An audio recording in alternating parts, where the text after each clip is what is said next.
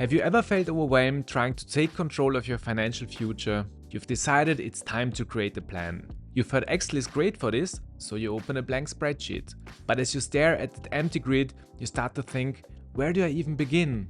You try typing a few numbers, maybe setting up a formula, and before long, it just feels like too much. But don't worry, we've got you covered. We've built Fingarden.io, an app that lets you build financial plans easily and stress-free, so you can feel confident about a life plan that you'll actually enjoy.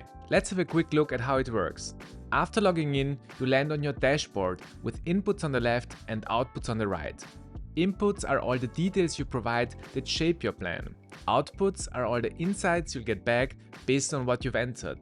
If it's your first time logging in, you'll find a fully populated example plan to help you get started right away. No need to start from scratch. Let's dive into the inputs.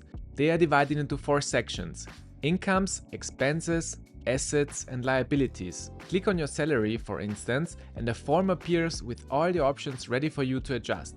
Change the amount, for example, hit update, and watch the chart on the right respond instantly.